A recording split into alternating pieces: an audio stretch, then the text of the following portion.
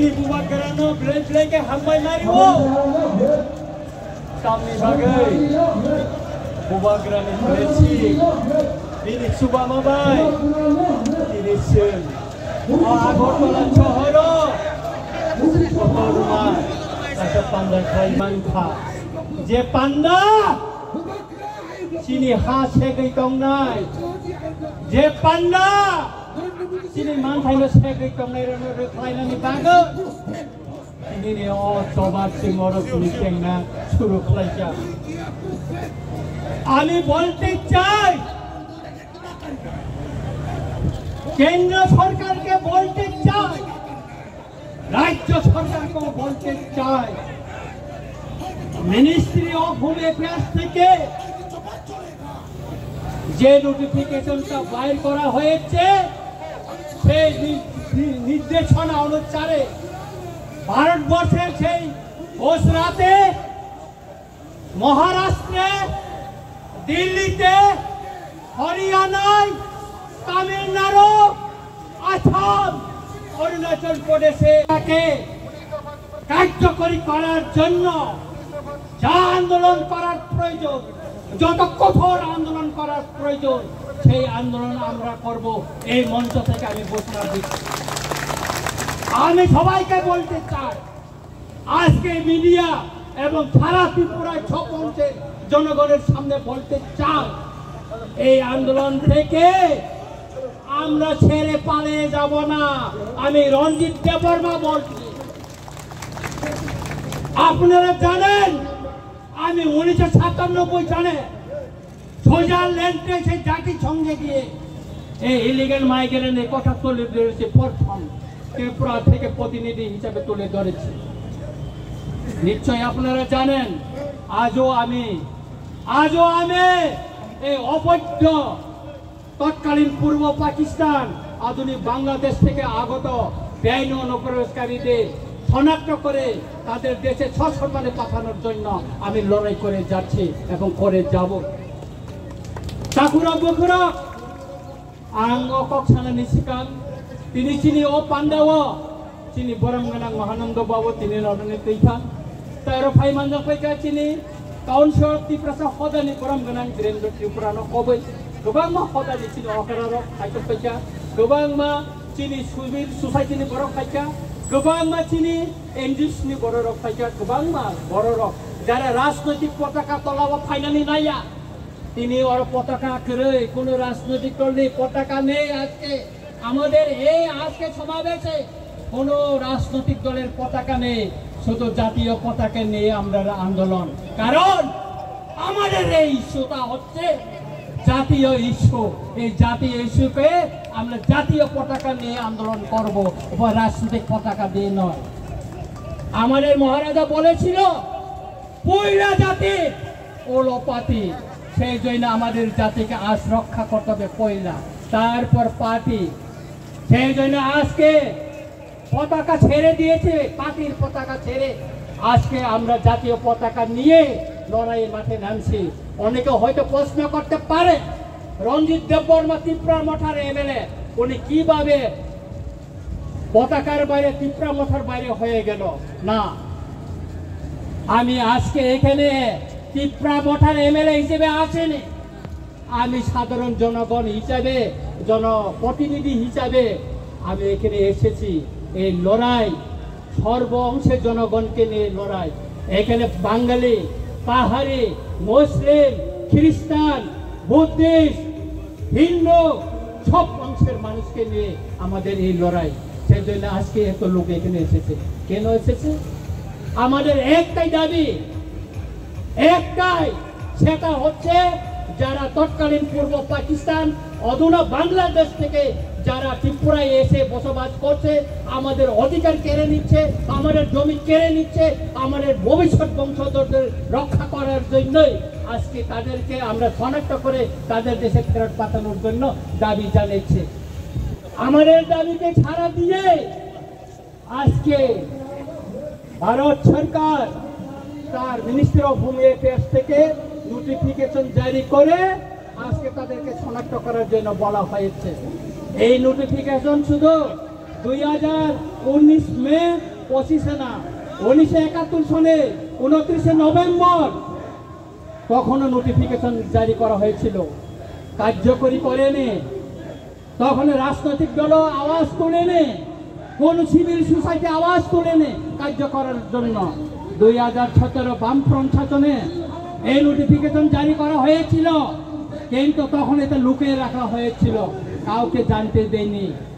তারপর 2021-এ এখানে বিজেপি এলেন সরকার আসার পরও 2021-এও নোটিফিকেশন জারি করা হয়েছে মিনিস্টার অফ হোম অ্যাফেয়ার্স থেকে, কিন্তু এটাকে লুকিয়ে রাখা হয়েছে। কিন্তু 2025-19 মে যে নোটিফিকেশনটা জারি করা হয়েছে তার কপি রঞ্জিত দেববর্মার কাছে এসে পৌঁছেছে। কেন? রঞ্জিত দেববর্মা চিঠি লিখেছে মিনিস্টার অফ হোম অ্যাফেয়ার্স, সেই জন্য এসেছে, সেই জন্য জনগণ জানতে পেরেছে এবং জনগণকে নিয়ে আমরা মাঠে নেমে পড়েছে।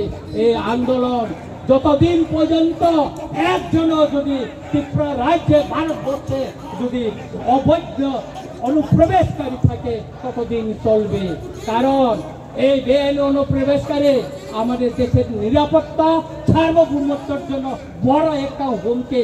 আপনারা জানতে পারছেন সে কাশ্মীরে পেহেলগামে অ্যাটাক হওয়ার পর কি অবস্থা ভারতবর্ষে, তারপরে ভারতের স্বরাষ্ট্র মন্ত্রণালয় এই পদক্ষেপ নিয়েছে।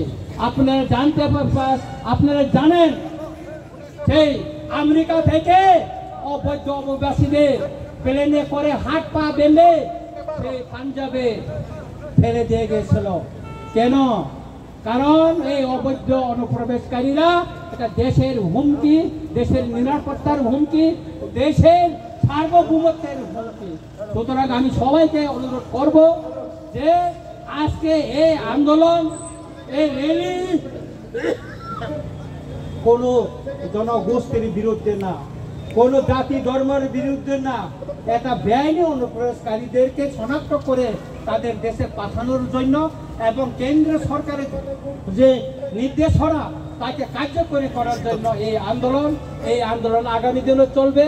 আমি আমার বক্তব্যকে আর বেশি আর দীর্ঘায়িত করতে চাই না। আমাদের মিছিল এখন শুরু হয়ে যাবে। আপনারা শৃঙ্খলাভাবে সবাই মিছিলে জাতীয় পতাকা নিয়ে আপনারা সবাই একসাথে আমরা মিছিল করব। এই মিছিল শেষে আপনারা নিরাপদভাবে সবাই আপনারা বাড়িতে চলে যাবেন। আগামী দিন আন্দোলনের জন্য আপনারা প্রস্তুত থাকুন। আজকে আমি ধন্যবাদ দিতে চাই আমাদের মিডিয়া বাইরে যারা আজকে এই আন্দোলনকে কভারেজ করার জন্য এসেছেন, এবং আমি এখানে আরো প্রশাসনকে ধন্যবাদ দিতে চাই, কেননা ওনারাও আমাদেরকে আজকে অনুমতি দিয়ে এই শহরে আন্দোলন করতে দিয়েছেন।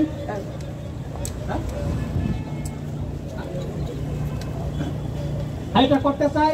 পরিশেষে একটা বিষয় আমি বলবো, সেটা হচ্ছে গতকাল ডক্টর শ্যামাপ্রসাদ মুখার্জির জন্ম শতবার্ষিকী।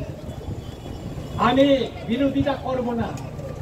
মাননীয় মুখ্যমন্ত্রী মহোদয় দীর্ঘদিনের আমাদের রাজআমাল থেকে সেই জমি, সেটা ছিল লালমহল, ছিল রাজআমালে একটা ছিল, সেটা বামফ্রন্ট আমলে সেই জমিটাকে দখল করে সেখানে টাউন হল করা হয়েছে।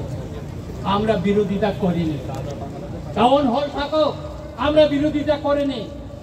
কিন্তু গতকাল মাননীয় মুখ্যমন্ত্রী মহোদয় এই টাউন হলকে ডক্টর শ্যামাপ্রসাদ মুখার্জির নামে নামকরণ করার জন্য উনি ঘোষণা দিয়েছেন।